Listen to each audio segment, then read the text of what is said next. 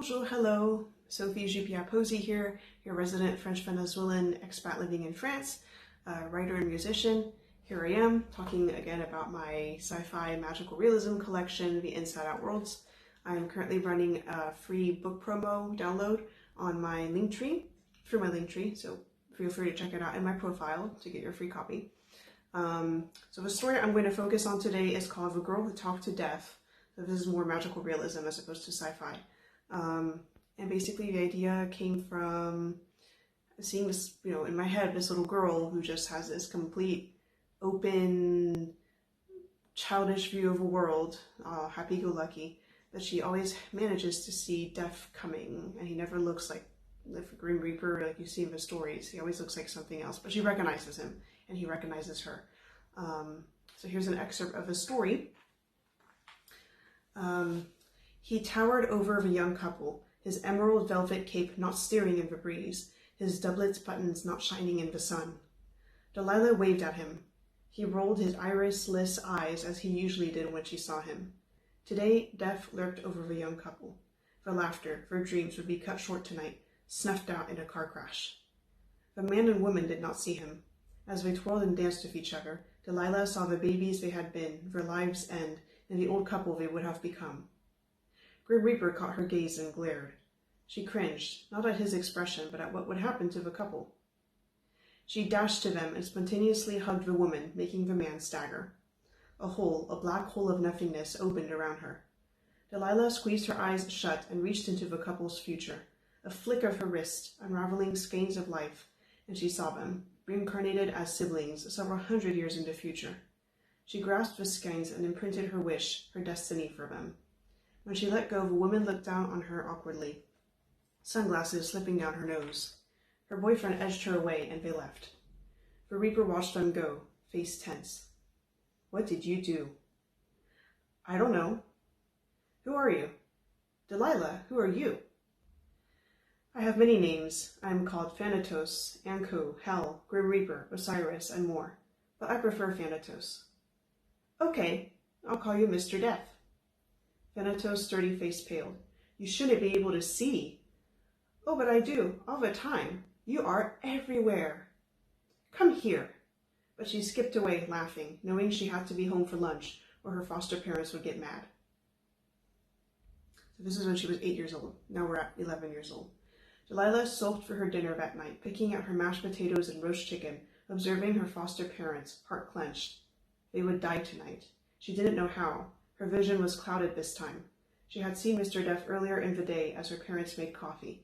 He'd made coffee with them, brooding quietly, avoiding her gaze. She smelled his cologne now, a musky scent that let her know he was coming. She was spotted robotically as her parents talked about the new middle school and the one she'd be going to. They asked her about her wishes, what backpack she wanted, what books she needed. She answered dutifully, trying not to soak in their mannerisms, their voices, the scent of a house around them. Soon it would all be gone. She went to bed and tossed and turned, toiling laboriously to fall asleep. Instead, she stayed awake, a foreboding feeling compelling her. She crossed her arms and read King Solomon's Mines, reading the same page over and over. Sure enough, Mr. Death came for her, a few seconds before her alarm went off. He stood over her, arms crossed. Waiting for me? Yes, she said quietly. I've been dreading it all day. Who are you? I'm Delilah. You keep asking this. He threw up his hands, his business suit crinkling. This was the first time he wore a suit. My parents, she cried, rushing out of her bedroom to theirs. They lay in each other's arms, unmoving. Delilah shook them, crying, yelling, but they did not move. She touched her dad's bare arms, and she felt the residue of his passing into death through carbon monoxide poisoning. She traced it to the gas heater, its signature a flare in her mind. Why aren't I dead? She murmured to herself, then asking Mr. Death, tears streaming down her cheeks. Why do you always show up? Why do you always see me? No one else can. Delilah didn't know. Why am I not dead? Mr. Death adjusted his silk tie and buttoned his blazer. You were supposed to, but you saw me before I could sneak up on you. Delilah turned toward her parents and kissed them on their cheeks like she did every night. As her lips touched their skin, she fell into that abyss of existence, saw their souls departing. The house around them fell into a cycle of abandon, until her aunt, her foster mom's sister, came and created a foster home for children a few years in the future. The house would become one of the main refuges for children in the nation. Delilah would be there too, but how she did not know. As ever, she could never see her own fate. Mr. Duff observed her, conjuring a cup of coffee. "What are you?" She didn't answer. She numbly went to her dad's cell phone to call 911. Mr. Duff lunged at her and Delilah gasped. Her hand wrinkled and shriveled where his fingers touched her. A creeping sensation of numbness radiated from his touch. But she fought it, grasping him back, and Mr. Duff bowed down in pain, golden light searing him where she touched him. They both let go. After some panting, he crouched to her eye level. "You are something else. Why do I feel like we know each other?" She shrugged. "I don't know. I'm tired of seeing you." "I'm tired of seeing you." She ran away with the phone, dialing 911, alerting the paramedics to her parents' fate. "What will become of me?" she asked plaintively. Mr. Duff shrugged. "You will keep persisting." He handed her his cup of coffee. When she drank, it was warm milk.